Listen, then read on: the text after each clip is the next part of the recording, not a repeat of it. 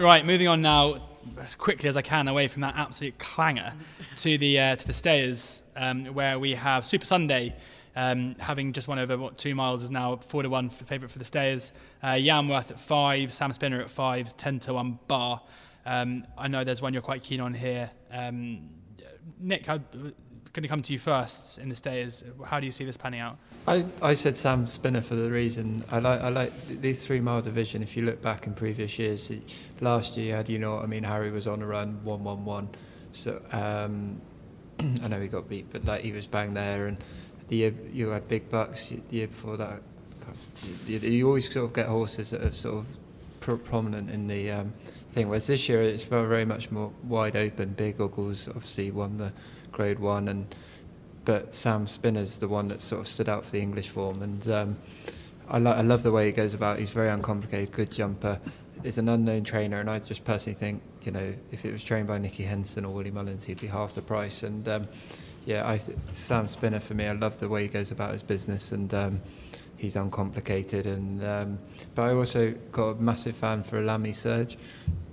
I know a lot of people don't like him. I thought he was extremely unlucky in the Sky Bet chase. Nothing went right for him. Still under the weight he was under, to come back and like he did just shows what an engine he is. And he's might have won with a clear run. Yeah, exactly. And great form in the spring last year, winning the French champion hurdle. And he's the one with the most class in the race. And apparently he worked very well at Kempton. I read the other day. So Lamy Surge is probably the one I'd fear for Sam Spinner most, but I love. It's interesting. I mean, looking through that, because obviously Sam Spinner finishing ahead of Lamy Surge last time, and you've got a fair few in that race, and behind also enter for the race. You know what I mean, Harry, and the World's End as well. So it could be an interesting race to kind of keep an eye on. Yeah, and at Ascot, I don't know what you think. I think it's very hard to come off the pace.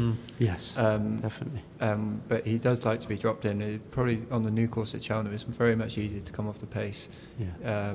For Lamy Surge to sort of, you've got a long run from 2 out to the last plenty. Whereas Sam Spinner will be on the front end, and everyone that challenges, he's going to have to keep fighting off, and he's going to have to be very tough come the last to sort of, because Lamy Surge will probably be the last one to challenge, and he'll be a bit fresher than what Sam Spinner will be, so that's worth bearing in mind.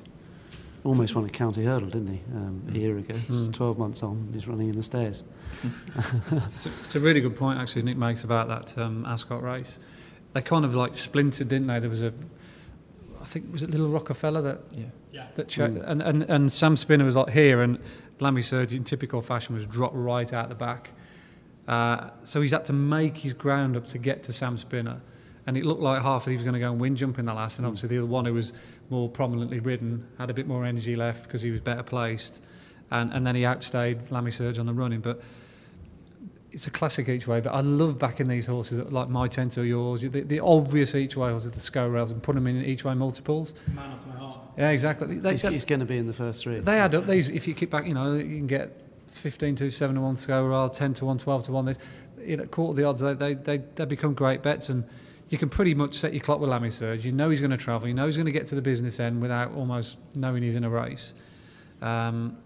And he definitely comes good at this part of the season. I agree with it. He should have won the Sky Bet. I mean, Davey had a nightmare on him, didn't he? Jumped in the back of horses early on, and he couldn't get a run down the straight. And he had top weight, exactly. And he had top weight. Round Donny coming from the back as well. I mean, to be fair, he's run a Herculean race without winning. He always looked like the winner too, didn't he? You just sort of, you could just see him creeping in, and you just thought, he's going to do it. And then he was just, a wall of horses, and literally just could not get through. And then there's a slight gap, and he teased you all the way through the race. He thought, is he going to win? Yeah, he's going to win. But it's all about prices for me. If he was 2-1 favourite in any race, I wouldn't touch him with a barge pole, because the win side of the bet is always under threat.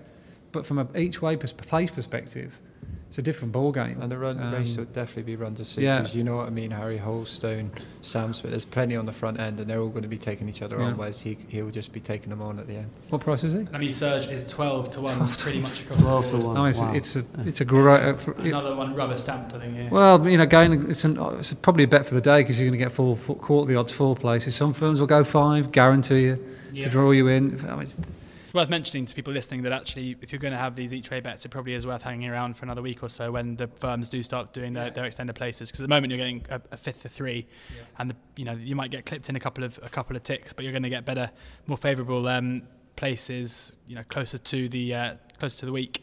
We haven't really spoken about Super Sunday or Yarmouth yet, and before we move on, it's going to come to you, Mike, to see how you assess the chances of those top two.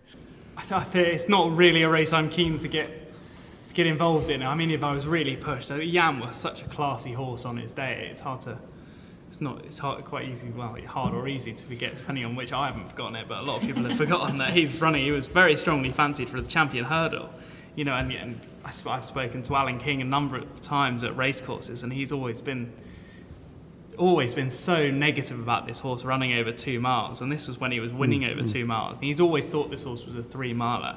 He got beat in the Champion Hurdle, and then they stepped him straight up to Aintree and won over 3 miles last year. And things haven't really gone to plan since. But if he bounces back to his best, I think, in my opinion, he's got the highest level of form that anything in the field has shown so far, and he's not favourite because he's not shown it recently. And and his 2 Cheltenham wins have both been on heavy ground over 2.5 or more. Yeah, so. I think if he bounces back to his best, it's a big if, and that's why he's not favourite, and that's why I'm not really getting involved in the race. But it's not going to surprise anybody if he wins the Stayers Hurdle, I don't think.